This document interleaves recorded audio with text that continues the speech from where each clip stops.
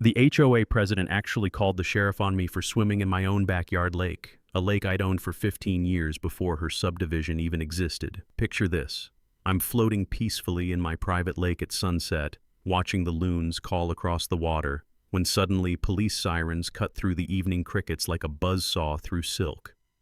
Sheriff Deputy Martinez pulls up my gravel driveway, looking as confused as I felt. "Sir, I'm sorry, but I have to issue you a citation per HOA complaint," he says, barely able to keep a straight face. Behind him, Karen Whitmore stands at my property line with her arms crossed and that artificial smile that never reaches her cold blue eyes. The citation? A $1,000 fine for unauthorized recreational water usage in a restricted zone. I'm standing there dripping wet, staring at this piece of paper.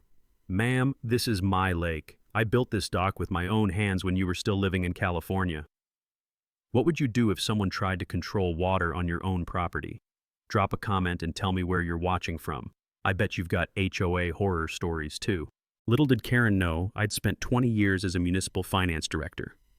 Big mistake. Let me back up and tell you how I ended up in this mess. My name's Garrett, and 3 years ago, I lost my wife Sarah to cancer. We'd been married 22 years, and losing her felt like someone ripped half my soul clean out.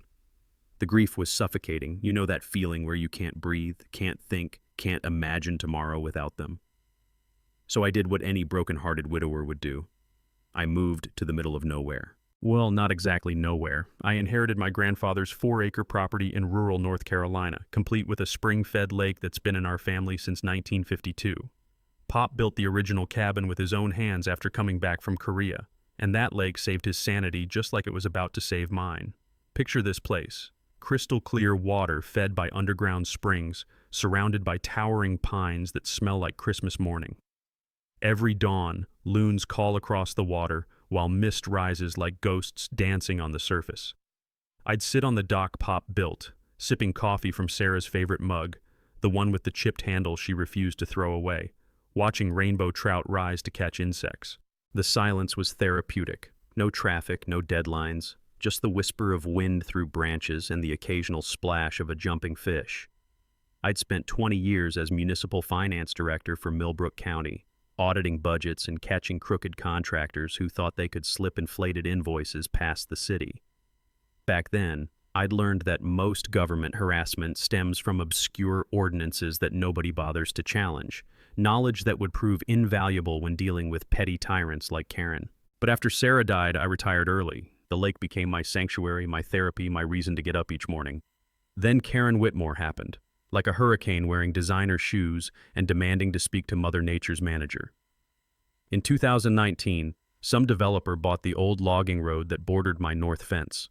Before I knew it, bulldozers were scraping away 100-year-old oak trees, and the sound of chainsaws replaced my peaceful mornings. The smell of diesel exhaust and fresh-cut lumber began drifting across my property like an industrial plague, mixing with the pine scent until it smelled like a hardware store had exploded in a forest. Within 2 years, 47 McMansions sprouted like mushrooms after rain. Lakeside luxury estates, they called it, which was hilarious, considering their only lake view was of my property.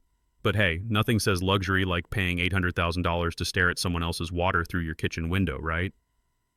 Karen moved in from California, driving a white BMW with personalized plates reading Real TR1 and an ego the size of Texas. She was everything you'd expect. Blonde highlights that cost more than my monthly grocery bill, designer purse that probably cost more than my truck, the kind of artificial smile that screams, "I've never met a homeowner's fee I didn't want to double." Within 6 months, she'd maneuvered herself into HOA president and started her campaign to civilize us poor country folk. It began with passive-aggressive neighborly visits. She'd click across my gravel driveway in her stilettos, which, let me tell you, stilettos on gravel sounds like a tap dancer having a seizure, bringing store-bought cookies while commenting how my rustic cabin had such character. The overpowering scent of her perfume would mix with the natural pine breeze like cheap air freshener in a funeral home. When I politely declined her offer to buy my land for 60 cents on the dollar, her plastic smile turned predatory. That manicured mask slipped just enough to show the calculating real estate shark underneath. The harassment started small. Complaints to the county about my unpermitted dock. I showed them permits from 2008, older than half her subdivision. Then she claimed my trout were contaminating the watershed. The environmental inspector actually laughed and said my lake was cleaner than most municipal water supplies. But Karen had done her homework. She discovered some forgotten 1920s ordinance about recreational water usage permits, the kind of bureaucratic fossil that survives in dusty law books like a legal parasite. During my municipal days, I'd seen how these dormant ordinances could be weaponized against property owners who didn't know their rights. She convinced the county commissioners, conveniently her former real estate clients, to amend it retroactively. Suddenly, any lake activity within 500 feet of residential developments required HOA approval. My lake, which had existed for 70 years before her subdivision was even a fever dream in some developer's brain, was now subject to Karen's authority. The woman who'd lived here for 18 months was trying to control water that had been in my family for 3 generations. That's when she made her first big mistake. She called the cops on a grieving widower just trying to heal in his own backyard. Bad move, Karen. Really bad move. 2 weeks after the swimming citation, Karen showed up at my door with reinforcements. I was sitting on my porch, enjoying the morning coffee ritual that kept me sane, when I heard the crunch of multiple vehicles on my gravel driveway. The smell of fresh pine mixed with something that reminded me of bureaucratic desperation, that particular scent of cheap cologne and sweaty polyester that follows small-time con artists. Karen stepped out of her BMW wearing a triumphant smirk, followed by a guy in an ill-fitting county inspector uniform. His name tag read Randy Morrison, and he carried a clipboard like it was Excalibur, and he was the chosen king of petty harassment. "Mr. Henderson," Karen announced with fake sweetness, "we've received an anonymous complaint about your commercial fishing operation." I nearly choked on my coffee. Commercial fishing? Lady, I stock this lake for my own recreation. Randy puffed out his chest and slapped his clipboard against his leg, a nervous tick that would have been funny if he wasn't trying to shake me down.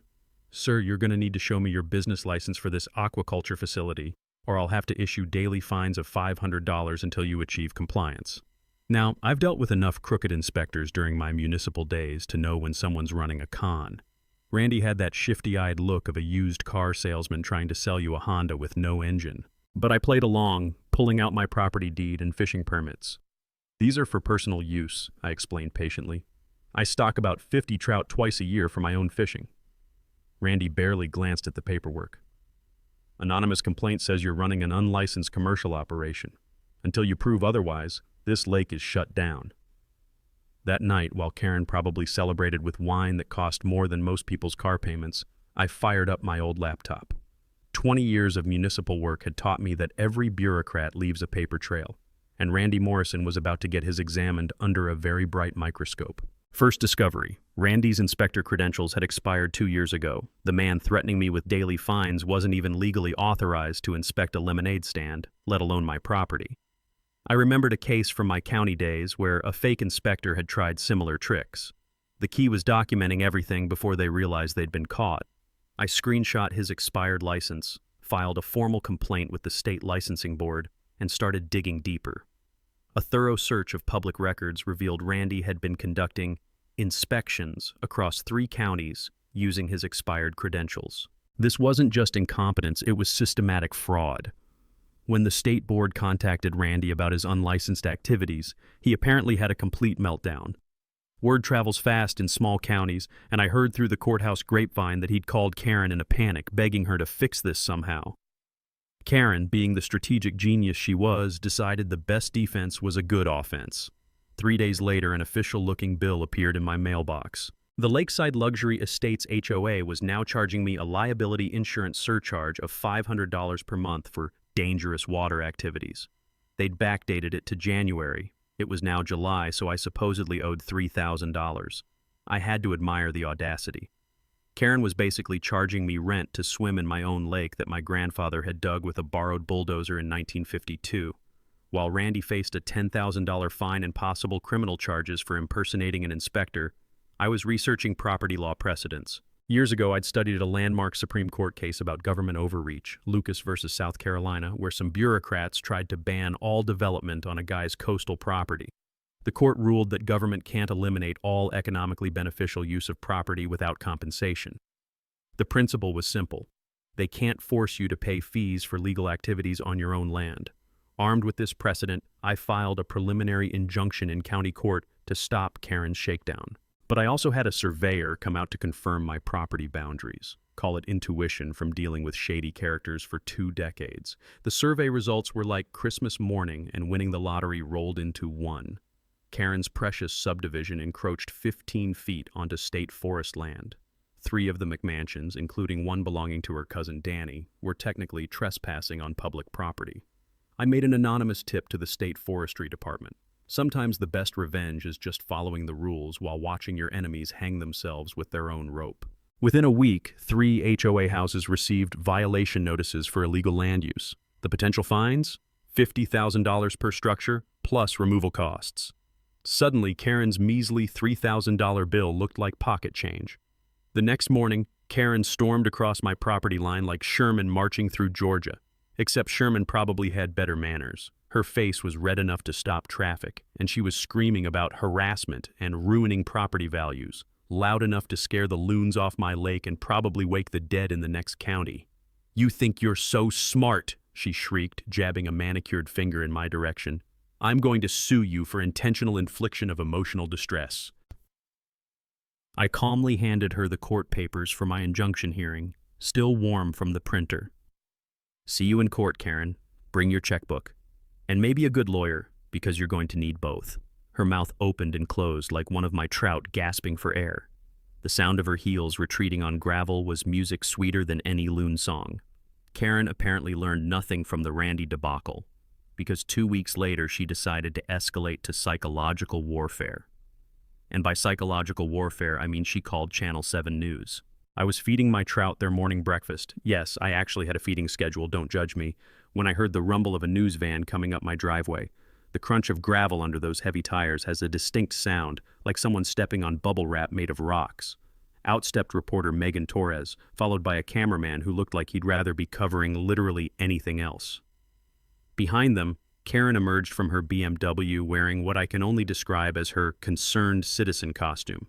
Conservative blazer, minimal makeup, and an expression that suggested she was fighting back tears over the tragic plight of endangered property values. "Mr. Henderson," Megan called out, approaching with that practiced reporter stride, "we're here about concerns that your lake activities are threatening the community's water supply." I looked at Karen, who was positioning herself strategically in the background with 3 neighbors she'd apparently recruited as props. Their faces showed the kind of manufactured concern you see in pharmaceutical commercials right before they list the side effects.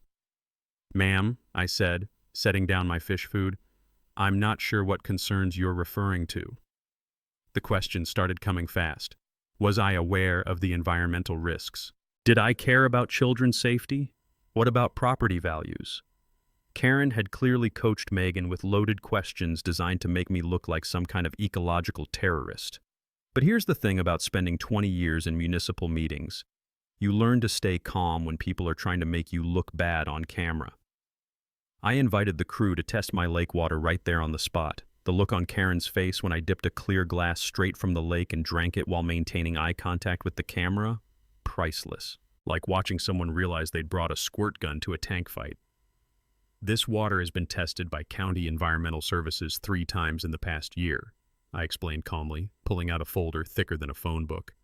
"Lake's cleaner than most municipal supplies. Would you like to see the reports?" I handed Megan Torres copies of everything. Environmental inspection reports showing pristine water quality, historical property deeds proving my water rights dating back to 1892, county permits that were all current and valid, and photographs documenting Karen's subdivision encroachment on state land. You could practically see the story shifting in real time. Megan's questions became sharper, more focused on why Karen would make claims that didn't match the documentation. Karen started sweating despite the October breeze carrying the scent of burning leaves from somewhere down the valley. "Mrs. Whitmore," Megan asked, turning the camera toward Karen, "do you have any evidence supporting your claims about water contamination?" Karen's response was a masterclass in verbal gymnastics. She stammered about potential risks and community concerns, while her eyes started twitching, a tell I'd learned to recognize from countless budget meetings with crooked contractors. That's when I decided to share what I'd learned about Karen's track record. During my years auditing municipal contracts, I'd developed a network of contacts across several states. A few phone calls had revealed that Karen Whitmore wasn't exactly a newcomer to neighborhood destruction. "Megan," I said, "you might want to look into Mrs. Whitmore's previous communities in California and Arizona. Interesting patterns emerge when you follow the paper trail." Karen went pale under her foundation. She knew I'd done my homework. The interview ended with Karen demanding equal time to present the HOA perspective. Megan agreed to a follow-up segment, which turned out to be Karen's second big mistake. While I prepared for round 2 by gathering more documentation, Karen apparently spent the week calling in favors. The station manager turned out to be Jim Patterson, who'd worked with me on several municipal transparency initiatives back in my county days. Small world, especially when you've built a reputation for honest accounting and catching financial fraud. The follow-up broadcast aired the next Thursday. Megan Torres presented a balanced piece showing both properties, but Karen's performance was pure comedy gold. She contradicted herself multiple times, got defensive when asked simple questions, and accidentally admitted she'd never actually tested the subdivision's well water that she claimed to be protecting. Meanwhile, I provided calm, fact-based responses backed up with documentation. The visual contrast was striking. Karen looking increasingly frantic while I sat there with binders full of evidence like some kind of bureaucratic superhero. Community response was overwhelmingly supportive. My voicemail filled up with neighbors thanking me for standing up to Karen's bullying. Several mentioned they'd been afraid to speak out before, worried about retaliation through HOA violations. But Karen wasn't done. Humiliated by the news coverage and facing questions about her past, she decided to go nuclear. The next Monday, I received a visit from the county health department. Karen had filed a complaint claiming my cabin's septic system was leaking into the lake, contaminating the watershed and threatening public health. She demanded an immediate cease and desist on all lake activities pending a full environmental investigation. The health inspector, a professional named Marcus who actually knew what he was doing, arrived with proper credentials and legitimate authority. I welcomed him with complete transparency, even offering coffee while he conducted his inspection. When Marcus discovered that my cabin used a state-of-the-art composting toilet system with zero sewage entering the lake, his reaction was not what Karen had expected. "This is actually an eco-friendly showcase," he told me, taking photographs of the system. "Mind if I get your contractor's information? I know several people who'd love to install something like this." Karen's complaint was officially dismissed as frivolous and malicious, language that would prove useful in future legal proceedings. The taste of victory was sweet, but I knew this was just the beginning. Karen was escalating faster than a rocket ship, and I had a feeling her next move would be even more desperate. If Karen had any sense left, she would have backed down after the septic system fiasco. Instead, she doubled down like a gambler with a mortgage payment due and pocket aces that turned out to be a pair of twos. Friday afternoon, I was splitting firewood behind my cabin, the rhythmic thunk of the axe helping me think through Karen's escalating insanity, when I heard the familiar sound of a delivery truck struggling up my gravel driveway. The postal worker looked apologetic as he handed me a certified letter thick enough to choke a horse. The return address made me smile. Rutherford and Associates, Charlotte's most expensive legal firm. Karen had hired the kind of lawyers who charge $600 an hour to write strongly worded letters threatening legal action over parking disputes. The cease and desist demanded I immediately stop all nuisance water activities that allegedly violated noise ordinances. According to their creative interpretation of municipal law, my swimming created excessive splashing sounds that disrupted the peaceful enjoyment of neighboring properties. They wanted $5,000 in mediation fees to avoid a full lawsuit. I had to admire the creativity. Karen was literally trying to find me for making splash sounds while swimming in my own lake. The woman had turned petty tyranny into an art form. But the legal letter was just the opening act. Over the weekend, Karen organized what I can only describe as a surveillance campaign. HOA members began driving past my property at 5-mile-per-hour speeds, taking photos and videos of everything I did. Someone left passive-aggressive notes on my truck windshield about respecting community standards and being a good neighbor. The county suddenly became very interested in my property. Building inspector, Monday, fire marshal Tuesday, tax assessor Wednesday. Each visit triggered by anonymous complaints about potential violations. The smell of bureaucratic harassment hung in the air thicker than morning fog over the lake. During my municipal days, I'd seen this tactic before: death by 1,000 paper cuts. The goal wasn't to find actual violations. It was to exhaust me with constant harassment until I gave up and moved away. Karen had apparently read the playbook on how to destroy property owners through legal attrition. But Karen had made a critical error. She'd picked a fight with someone who knew how to research public records and follow money trails. That weekend, I spent 2 days in the basement of the county records office, a place that smells like old paper and broken dreams. What I discovered was better than Christmas morning. Karen's subdivision had been built using an emergency wetlands permit that required a 25-foot buffer zone from all natural water sources. 3 houses, including Karen's own McMansion, had been built within the buffer zone. The violations carried potential fines of $10,000 per day, with possible demolition orders if the environmental impact was severe enough. But that wasn't the best part. I also requested the HOA's financial statements under North Carolina's public records law, something any property owner within the association's jurisdiction can do. What I found made Randy's fake inspector credentials look like a parking ticket. Karen had been treating the HOA treasury like her personal piggy bank. No competitive bidding for maintenance contracts, despite state law requiring it for expenditures over $10,000. Her husband Rick's landscaping company held an exclusive $45,000 annual contract. Pool maintenance went to her cousin Danny for $28,000 a year. The legal fees category included payments to her personal attorney for matters completely unrelated to HOA business. Years ago, I'd worked on a case involving a municipal official who'd used similar self-dealing schemes. The key was documenting the pattern and showing deliberate intent to defraud. Karen had left a paper trail wider than Interstate 85. While I was building my case, Karen filed for a temporary restraining order against me. She claimed I was stalking and harassing HOA members and had threatened violence during our property boundary dispute. The court hearing was scheduled for Tuesday morning, with sheriff's deputies serving papers while I was feeding my trout their evening meal. I hired Patricia, an attorney who specialized in HOA disputes and had a reputation for eating corrupt board members for breakfast. Patricia reviewed my documentation and smiled the kind of smile that makes opposing lawyers very nervous. "Garrett," she said, spreading the evidence across her conference table, "Karen's about to learn why you don't bring a knife to a gunfight." The court hearing was pure theater. Karen arrived with 3 HOA members as witnesses, all wearing their Sunday best and practicing their concerned citizen expressions. I brought a binder of evidence that could have doubled as a boat anchor. Judge Margaret Yates, a no-nonsense woman with 30 years of experience dealing with frivolous lawsuits, reviewed the materials with the thoroughness of a forensic accountant. Karen's witnesses contradicted each other under basic questioning, and my security camera footage clearly showed who was doing the actual harassing. When Karen's attorney tried to present evidence of my threatening behavior, Patricia produced audio recordings of every interaction.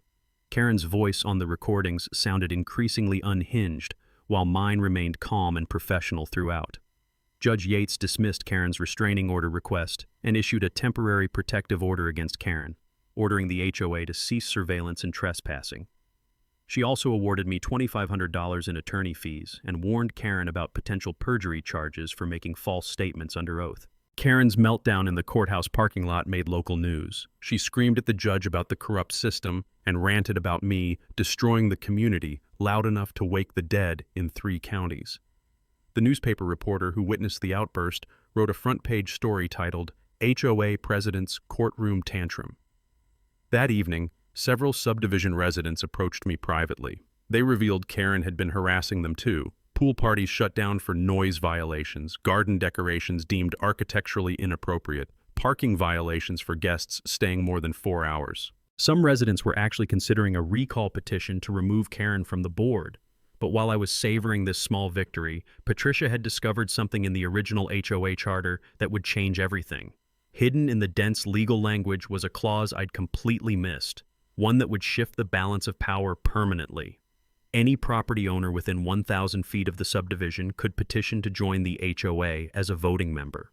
My lake property not only qualified geographically, but as the largest single parcel, I would control 30% of the voting shares. Karen had been so focused on harassing me, she'd never realized I could simply join her little kingdom and vote her out.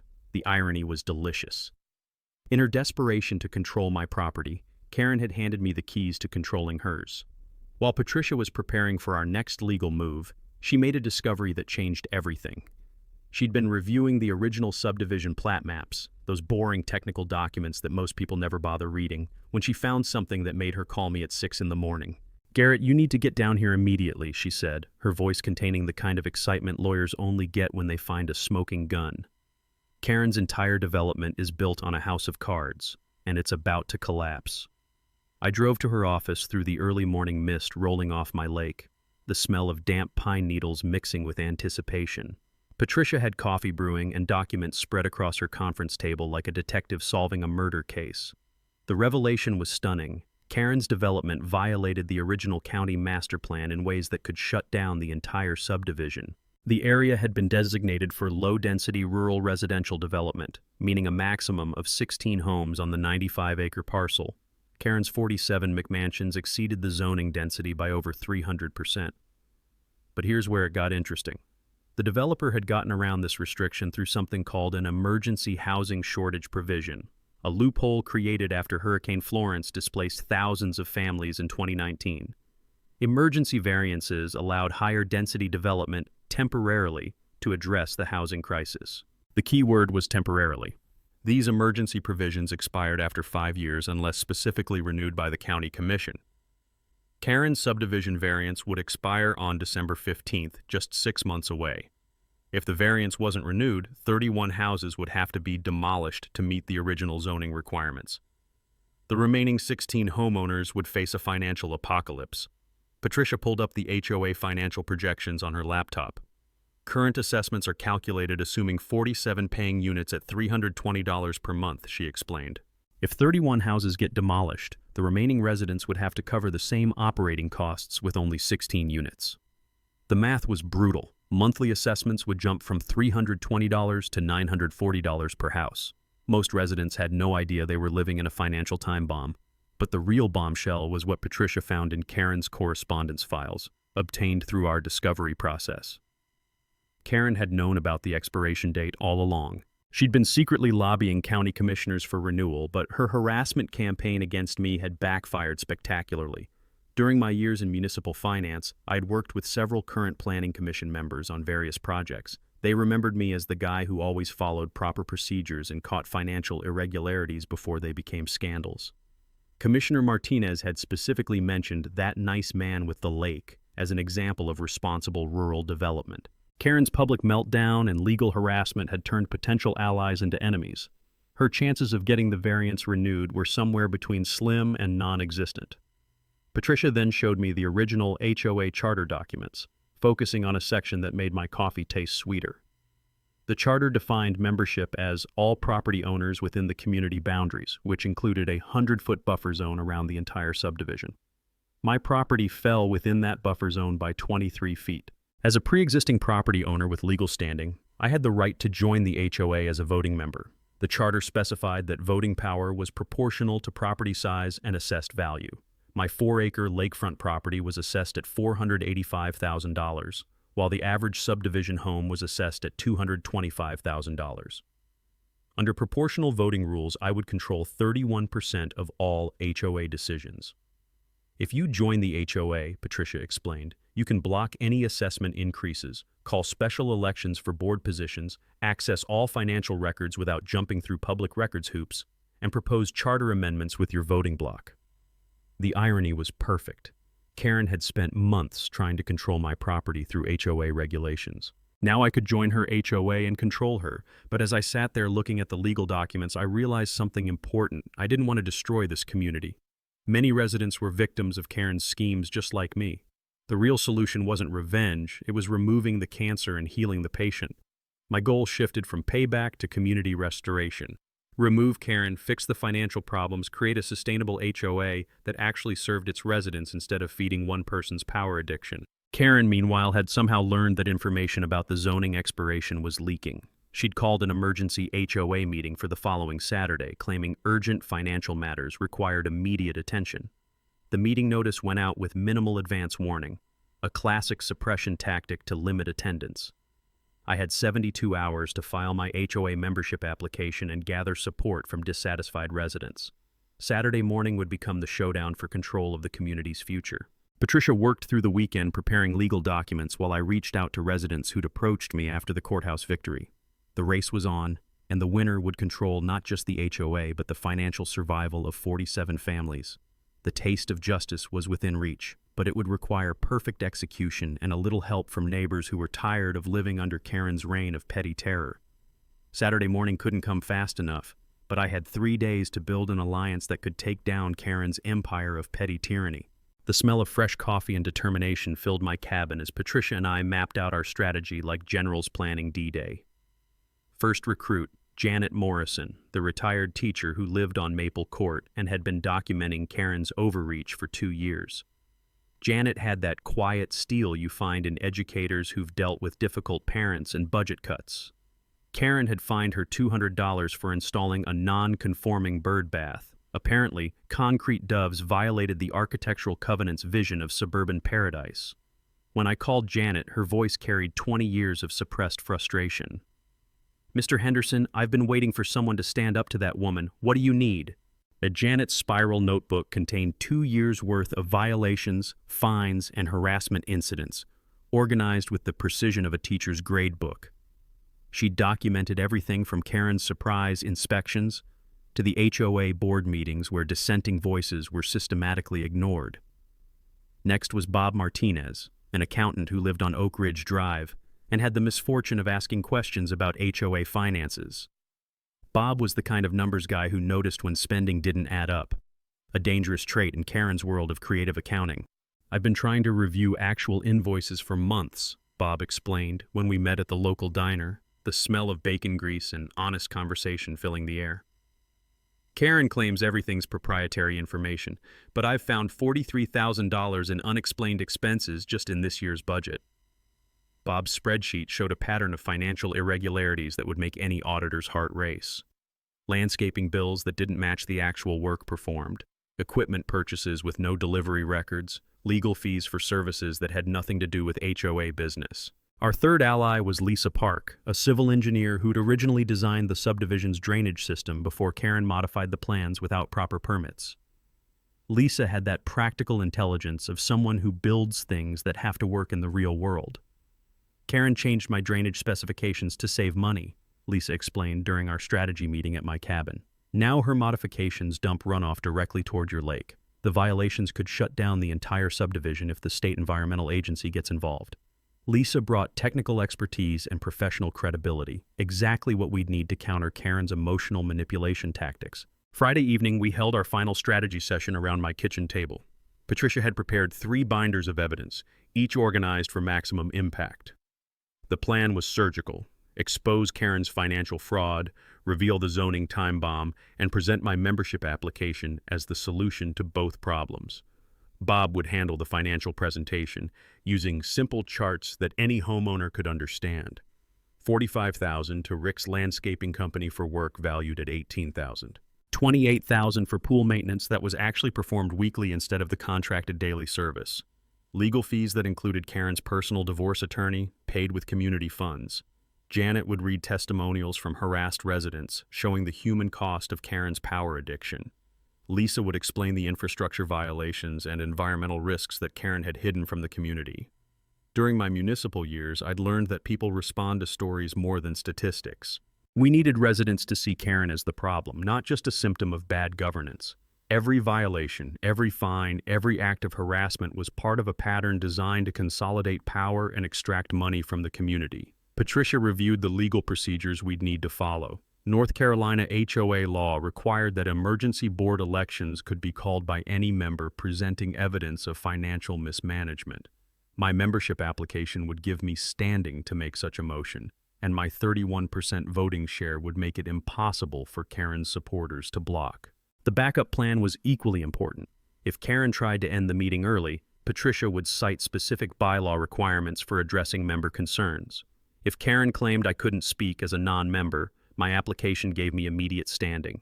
If she called police, all our documentation was legally obtained and we'd be on public property. Saturday morning arrived with the kind of crisp October air that makes everything feel possible. We met at my cabin at 7 a.m., 3 hours before the scheduled HOA meeting. The smell of bacon and coffee mixed with nervous energy as we reviewed our final preparations. Janet was nervous but determined. Someone has to stop her before she destroys this community completely. Bob was excited about finally exposing the financial fraud. Numbers don't lie, and Karen's numbers have been lying for 3 years. Lisa brought maps and technical drawings that would make Karen's infrastructure violations impossible to ignore. When residents see how much money she's wasted on shortcuts, they'll understand why their fees keep increasing. I felt calmer than I had in months. After years of reactive defense against Karen's attacks, we were finally going on offense with overwhelming evidence and legal authority. Patricia distributed copies of all our documents and reminded everyone about Karen's likely tactics. We should expect personal attacks, false accusations, and emotional manipulation. The key was staying focused on facts and letting Karen's behavior speak for itself. At 9:30, we loaded our evidence into Bob's van and drove to the community center. The taste of anticipation was sweet, mixed with the satisfaction of knowing we'd done our homework thoroughly. Karen's reign of petty terror was about to end, and justice would be served with a side of proper financial documentation. The only question was whether Karen would go quietly or take the entire subdivision down with her in a blaze of narcissistic fury. The week leading up to our showdown, Karen went completely off the rails. Like a cornered animal with a law degree and access to social media, she launched what I can only describe as a scorched earth campaign designed to destroy my reputation before I could destroy hers. It started Friday night with threatening texts to Janet. "Spreading lies about HOA business is grounds for a defamation lawsuit," Karen wrote at 11:47 p.m. Apparently, insomnia and desperation make great bedfellows. She followed up by calling Bob's accounting firm Monday morning, claiming he was using company resources to harass innocent community volunteers. The pièce de resistance was her call to the state engineering board, reporting Lisa for professional misconduct because she dared to point out Karen's unpermitted drainage modifications. 3 women who'd simply asked questions about their community were now facing professional retaliation from a HOA president who'd completely lost touch with reality. But Karen wasn't done. She filed another police report claiming I'd threatened violence during our property boundary dispute, conveniently forgetting that our entire interaction had been recorded on my security cameras. The officer who took the report was the same Deputy Martinez who'd originally cited me for swimming, and his report noted Karen's increasingly erratic behavior and inability to provide specific evidence. Saturday morning brought Karen's masterstroke of stupidity. I arrived early at the community center to find a handwritten sign taped to the door. Meeting relocated to 847 Maple Court due to security concerns. Karen's garage. The woman had moved an HOA meeting for 47 households into her 2-car garage, which could maybe hold 15 people if half of them were malnourished teenagers. The smell of motor oil and desperation hung in the air like a toxic cloud. Patricia immediately objected, citing HOA bylaws requiring adequate meeting space for all members. Karen's response was to claim security threats required limited attendance. Apparently, transparent governance was now a public safety issue. When residents started arriving and found themselves standing in Karen's driveway unable to hear anything, the grumbling began. Nothing exposes petty tyranny quite like forcing your neighbors to stand outside in October weather because you're afraid of democracy. "You don't even live here," Karen shrieked when I produced my membership application. "You can't tell us what to do." The look on her face when Patricia explained my legal right to join under the original charter was priceless, like watching someone realize they'd just stepped on a landmine. Her core supporters, including husband Rick and cousin Danny, suddenly understood that my 31% voting share would make their little power circle irrelevant. Karen's meltdown began in earnest. She screamed about illegal interference with a private association and claimed I'd forged documents and bribed county officials.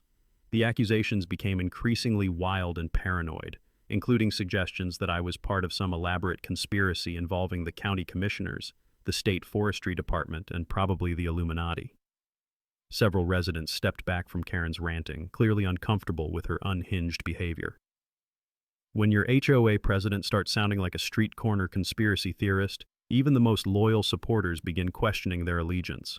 Patricia invoked HOA Bylaw Article 12, Emergency Procedures, which required a vote to relocate when meeting space was inadequate. During my municipal days, I'd seen similar tactics used by city council members trying to suppress public input. The solution was always the same: force a vote and let democracy work. With 23 residents now present, the vote to move to the community center was 18 yes, 5 no. Karen refused to acknowledge the results, claiming only official board members could call meetings. Patricia cited state law showing that members could override board decisions when constitutional rights were being violated. That's when Karen called the police. Deputy Martinez arrived looking like a man who'd rather be directing traffic or chasing actual criminals. When Karen demanded arrests for illegal assembly, he patiently explained this was a civil matter and suggested they work it out like adults, advice that fell on deaf ears. The crowd relocated to the community center, a public building where Karen's suppression tactics wouldn't work. 31 residents attended, the largest HOA turnout in subdivision history. The energy in the room felt electric, like a powder keg waiting for someone to strike a match. Karen arrived 20 minutes late with her attorney on speakerphone, trying to claim the meeting was invalid due to the location change. Residents were increasingly frustrated with her procedural obstruction. They'd come for answers about their community's finances and governance, not to watch their HOA president have a public breakdown. I maintained strategic patience, taking notes while Karen dug her hole deeper with every objection. Residents began asking pointed questions about landscaping expenses, pool maintenance costs, and legal fees. Karen's answers became evasive, contradictory, and increasingly desperate. When Bob Martinez stood up and asked about the $45,000 landscaping contract, Karen claimed it was proprietary information that couldn't be discussed publicly. Bob produced public records showing the inflated billing, and Rick Whitmore visibly started sweating in the corner like a man watching his gravy train derail in real time. Desperate to change the subject from financial fraud, Karen launched a personal attack on me that would have made a political operative blush. She brought up Sarah's death, suggesting I was mentally unstable and posed a danger to families. She accused me of stalking innocent children and being a dangerous loner who threatens property values. The room went dead silent. Even Karen's supporters looked disgusted by her willingness to weaponize a widower's grief for political gain. Janet Morrison stood up, her voice shaking with righteous anger. "Karen, you fined me $200 for a bird bath. When did we become so cruel to our neighbors?" Other residents began sharing their own stories of harassment and intimidation. The dam had broken, and years of suppressed frustration came pouring out like water through a burst levee. Karen tried to adjourn the meeting, but residents refused to leave. The taste of democracy was too sweet after years of authoritarian rule. I approached the podium with my documentation binders, and Karen made one last desperate stand. "I won't let you destroy our community," she screamed. "I'm not trying to destroy it," I replied calmly. "I'm trying to save it." The stage was set for the final confrontation. The week between our garage confrontation and the final showdown, Karen went completely nuclear. I'm talking full-scale, burn everything to the ground desperation that would have impressed Napoleon during his retreat from Moscow. She hired a private investigator, some sketchy ex-cop named Wade who drove a beat-up sedan and wore cologne that smelled like regret mixed with cigarettes. Wade started following me around town, taking pictures through my cabin windows, and even approached my elderly neighbor, Mrs. Patterson, asking questions about my mental state and daily habits. Karen's social media campaign escalated to pure fiction. She created fake profiles, spreading rumors that I was planning to build a commercial fishing operation that would destroy property values. She posted doctored screenshots of threatening messages allegedly from me, complete with creative spelling errors to make them look authentic. The crown jewel of her smear campaign was claiming that Sarah had actually committed suicide and I was covering it up to protect my reputation. The woman was now weaponizing my wife's battle with cancer for political gain. Even by Karen's standards, this was a new low that would have impressed Stalin. But while Karen was busy destroying her remaining credibility with increasingly unhinged behavior, I was putting together the final pieces of evidence that would end her reign permanently. Bob Martinez had found the smoking gun. Bank records showing Karen used $85,000 from the HOA Reserve Fund as a down payment on a vacation condo in Myrtle Beach. The withdrawal was documented as emergency roof repairs for the community center, but the same day the money left the account, Karen closed on Beach Breeze Condominiums Unit 247. Her social media posts from that weekend showed her celebrating at the beach while homeowners thought their reserve fund was paying for infrastructure improvements. The level of brazen theft was breathtaking, like robbing a bank and then posting vacation photos with the stolen money. Patricia had been busy too, working with the county prosecutor to build a criminal case. Each fraudulent transaction carried a potential 2 to 10-year sentence under North Carolina's embezzlement statutes. Karen wasn't just facing removal from the HOA board, she was looking at serious prison time. Meanwhile, Wade, the private investigator, overplayed his hand. Tuesday evening, Mrs. Patterson called the sheriff's office after catching him trespassing on her property and trying to peek into her windows. When deputies arrested Wade for intimidation and illegal surveillance, he immediately threw Karen under the bus to save his own skin. The arrest report specifically mentioned that Wade had been hired by HOA President Karen Whitmore to gather compromising information on a community member. Karen's intimidation campaign was now part of the official criminal record. Thursday brought the final piece of evidence I needed. My own investigator, a reputable firm that didn't smell like an ashtray, delivered a comprehensive report on Karen's history. She'd pulled identical scams in 3 previous communities across California, Arizona, and Florida. The pattern was always the same: move in, take over the HOA, embezzle funds, create chaos, and disappear before anyone could prosecute. 2 criminal cases were still pending from her previous communities, and there was a civil judgment for $127,000 that she'd never paid. Karen wasn't just a petty neighborhood tyrant. She was a serial community destroyer with a proven track record of financial fraud. The morning of our final confrontation, I noticed a U-Haul trailer attached to Karen's BMW. She was planning to flee immediately after the meeting, probably with whatever money she could steal before the authorities caught up. The community center was packed beyond capacity. 67 residents attended, more than had ever shown up for any community event. Megan Torres and her Channel 7 news crew set up discreetly in the back, having gotten a tip about the ongoing HOA investigation. County Prosecutor Williams sat in the back row with Detective Hayes, ready to execute an arrest warrant as soon as Karen incriminated herself on camera. Sheriff's Deputy Martinez stationed himself outside, knowing Karen's history of volatile behavior when cornered. Karen arrived wearing expensive new jewelry that had definitely been purchased with HOA funds, her face showing the kind of desperate confidence you see in pyramid scheme organizers just before the collapse. Her husband Rick was notably absent. Apparently he'd already fled to relatives in Oklahoma with their liquid assets. She tried to control the meeting from the start, limiting discussion and claiming security concerns required an abbreviated agenda. But when I requested recognition under Robert's Rules of Order, Patricia stood up with our completed membership documentation. "The review period expired yesterday," Patricia announced clearly. "Mr. Henderson is now an official HOA member with 31% voting share." Karen's face went white as the power dynamics shifted permanently. The room buzzed with excitement as residents realized Karen no longer controlled their community's future. I approached the podium carrying 3 binders of evidence, my voice calm and professional from 20 years of municipal meetings. "I'd like to present some financial irregularities for board review." Karen jumped up, screaming, "You can't discuss confidential HOA business!" I looked directly at the news camera. "Ma'am, embezzlement isn't confidential. It's criminal." The taste of justice was finally within reach, and Karen's reign of petty terror was about to end in spectacular fashion. All I had to do was present the evidence and let the facts speak for themselves. The only question was whether Karen would go quietly or drag the entire community through one final humiliating spectacle of narcissistic rage. Based on her track record, I was betting on the spectacle. The moment of truth arrived like a freight train loaded with justice and documentary evidence. 67 residents packed into the community center, creating an electric atmosphere that smelled like anticipation mixed with the lingering scent of coffee from the concession stand. Channel 7's camera lights cast everything in stark relief, making the moment feel like a courtroom drama about to reach its verdict. Karen sat at the front table wearing her new jewelry-like armor, but her hands were shaking slightly as she shuffled through her stack of fake legal documents.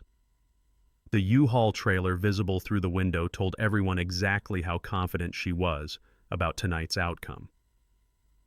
"I'd like to present some financial irregularities for board review," I announced, my voice carrying the calm authority of someone who'd spent 2 decades exposing municipal corruption. "You can't discuss confidential HOA business!" Karen shrieked, her voice hitting a pitch that probably scared dogs in the next county. I looked directly at the news camera and smiled.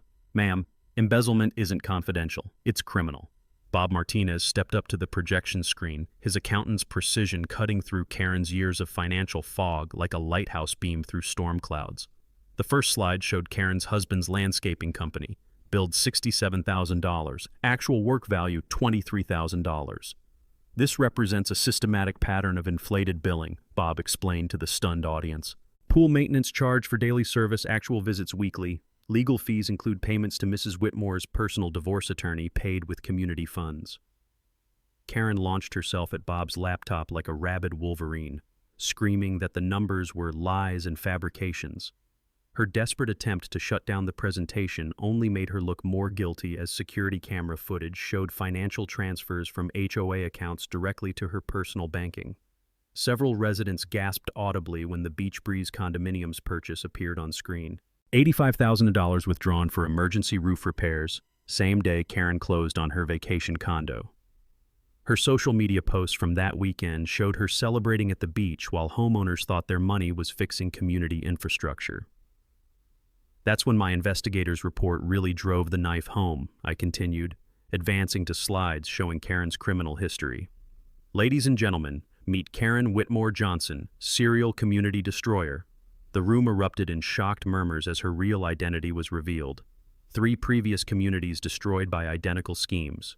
Criminal charges pending in California for grand theft and fraud. Civil judgment in Arizona for $89,000 in restitution, still unpaid. Karen's first complete meltdown began in earnest. She screamed that everything was lies and conspiracy, while her remaining supporters quietly edged toward the exits. When she grabbed for the microphone, her voice cracked with desperation. "This man is dangerous. He threatened to poison our water supply. He's been stalking children." The accusations became increasingly wild and obviously fabricated. She pulled out a clearly forged mental health evaluation with the wrong doctor's license number. The document was so obviously fake that several residents actually laughed out loud. That's when County Prosecutor Williams stood up, his badge glinting under the fluorescent lights. "Mrs. Whitmore, I'm Prosecutor Williams. You're accused of embezzling $127,000 from your neighbors." The camera crew moved closer as Karen realized she'd been recorded committing perjury and making false accusations on live television. Her face went through a spectrum of colors that would have impressed a mood ring. "This is illegal surveillance!" she shrieked, lunging at the camera crew. "You can't record me without permission!" The sound of her designer heels slipping on the polished floor as she stumbled was almost comedic, if the situation weren't so serious. Detective Hayes approached with handcuffs, reading Miranda rights while Karen screamed about conspiracies and illegal persecution.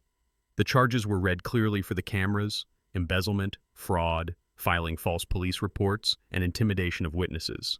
Each count carried serious prison time, and the evidence was overwhelming. As Karen was led away in handcuffs, still shrieking threats at everyone in sight, the community center fell into stunned silence. The U-Haul trailer was immediately searched, revealing stolen HOA property including a commercial-grade lawnmower and pool equipment worth thousands of dollars. After the police cars disappeared into the night, I addressed the shell-shocked residents who remained.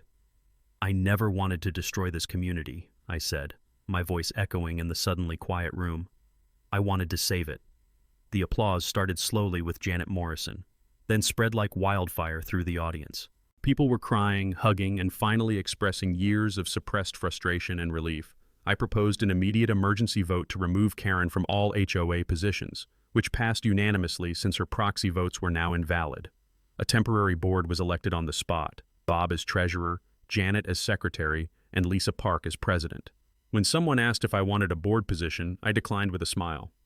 "I'd prefer to be an advisor. My lake is always open for community fishing, and I think it's time we started actually being neighbors instead of combatants." The meeting ended with something I hadn't seen in 3 years: neighbors talking to each other like human beings instead of adversaries in a property value war. The taste of victory was sweet, but the real satisfaction came from watching a community begin to heal itself after years of authoritarian abuse. Karen's reign of petty terror was over, and democracy had won with receipts, documentation, and one very expensive U-Haul trailer full of evidence.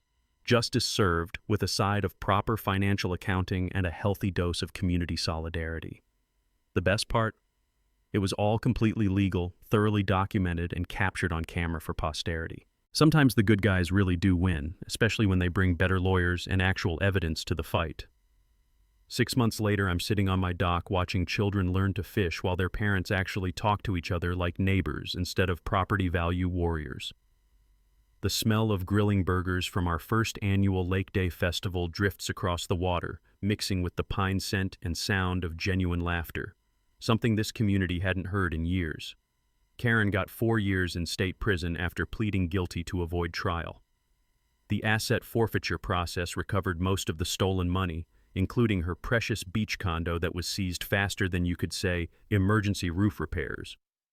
Her husband Rick was extradited from Oklahoma and received 18 months for conspiracy, while fake Inspector Randy got probation and a permanent ban from any government work. The new HOA board implemented what we called the transparency revolution. All financial records are posted online monthly. Competitive bidding is required for any contract over $1,000, and quarterly town halls replaced Karen's secretive board meetings. We repealed every one of her oppressive rules, turning the community covenant from a weapon of harassment into actual guidelines for neighborly living. The zoning crisis that could have destroyed 31 homes was resolved through genuine community cooperation. I used my municipal connections to help navigate the variance renewal process, working with county planning to create a sustainable development plan that protected both the environment and property values.